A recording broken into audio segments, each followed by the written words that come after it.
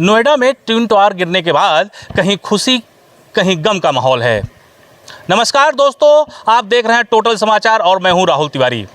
आज हम बात कर रहे हैं कि नोएडा में जिस तरीके से ट्विन टावर को गिराया गया है उसकी वजह से एक खेमा तो बहुत खुश है, वो खेमा जिसने इस अवैध बिल्डिंग के लिए लंबे समय तक लड़ाई लड़ी। दूसरा वो जिन्होंने अपनी गाढ़ी कमाई का ज़्यादातर हिस्सा इसमें लगाया और इसमें एक अपने सपनों का घर बुक कराया। आखिर उनका क्या, इस पे पूरा चर्चा करेंगे। हमारे साथ आलोक पाठक जी भी हैं और इस पूरे मुद्दे पे हम आज बात करना चाहते हैं कि आखिर कहीं खुशी कहीं गम, ये जो एक लाइन है ये दोनों इस परपेक्ष में बहुत सटीक बैठती है। ये बताइए कि एक खुशी और कहीं गम की हम जो बात कर रहे हैं, तो ट्विन टावर तो गिरा दिया गया, इसके बाद एक पक्ष तो बहुत खुश है जिन्होंने लड़ाई लड़ी, लेकिन दूसरा पक्ष है जिसने अपनी पूरी जीवन की गाढ़ी कमाई इसमें झोंक दी थी, उनका क्या? देखिए, उनके लिए तो अभी तक कुछ नहीं हुआ। और दूसरी जो सबसे बड़ी शॉकिंग चीज़ है कि हाई कोर्ट ने फैसला दे दिया था कि ट्विन टावर गिरा दो, 2014 का फैसला था। और हमारा जुडिशल सिस्टम इतना मजबूत है कि 8 साल बाद फाइनली 2022 में इसको गिराया गया। लेकिन उन अधिकारियों का क्या जिन्होंने कि इस चीज़ का अप्रूवल दिया था? सुपरटेक ने ये बिल्डिंग को बनाना शुरू की 2009 में ज़मीन एक्वायर की थी, 2010 में इसमें काम करना शुरू कर दिया था। जब ये मामला पहली बार कोर्ट में पहुंचा था तब तक वे सुपरटेक ने इस टावर के सिर्फ 14 फ्लोर बनाए थे और मुकदमा चलने के दौरान तक ये 32 फ्लोर तक पहुंच गया।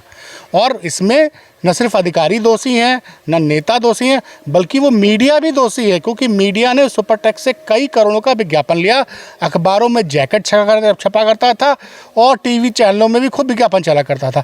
क्या मीडिया ने उस वक्त तहकीकात नहीं की कि सुपरटेक बिल्डर्स के जिस प्रोजेक्ट का हम इतना प्रचार कर रहे हैं, और कई मेरे पास तो कई ऐसे सूत्र भी हैं जो बता रहे हैं कि कई मीडिया वालों को सुपरटेक वालों ने फ्री में फ्लैट भी दिए हुए हैं।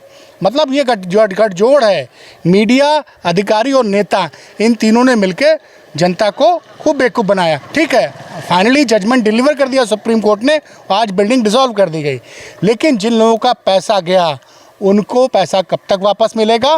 प्लस जिन अधिकारियों ने बाबू से लेकर, ये बहुत बड़ी चीज़ होती है फाइल, बाबू से लेकर जो है आज जो है नोएडा डेवलपमेंट अथॉरिटी के वीसी तक, कितने जिन लोगों ने इसको इग्नोर किया, जिन्होंने इसको परमिशन दी और जिनके राज कार्यकाल में वो बिल्डिंग ज़मीन से उठते हुए 32 फ्लोर तक गई, उन पे कितनी कार्रवाई हुई?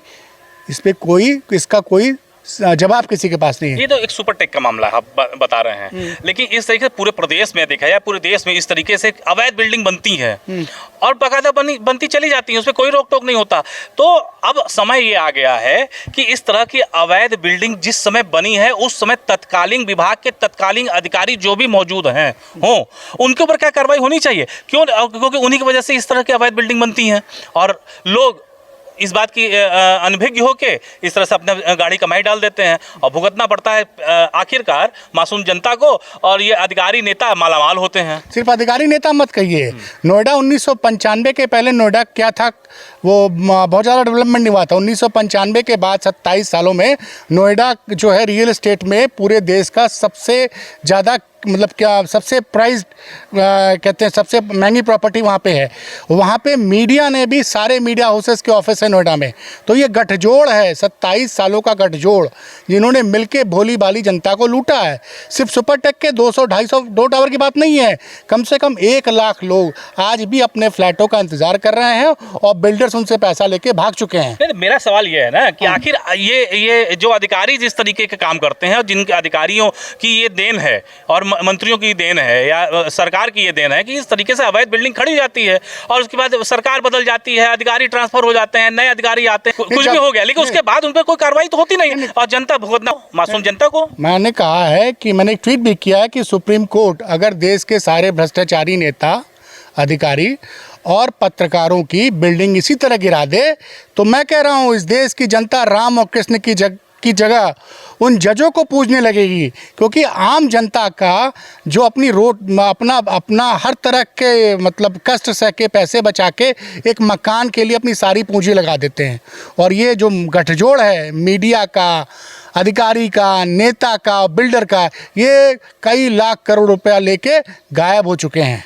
एक ट्विन टावर गिरने से कुछ नहीं होगा जब तक इन सारे दोषियों के ऊपर कड़ी कार्रवाई नहीं होती, सुप्रीम कोर्ट को एक नज़ीर देनी चाहिए, इस तरह के अधिकारियों के खिलाफ कड़े फैसले देने चाहिए, ताकि कोई भी अधिकारी आगे से इस तरह का भ्रष्ट काम करने के पहले उसकी कलम, उसका हाथ कांप जाए और उसकी कलम न चले।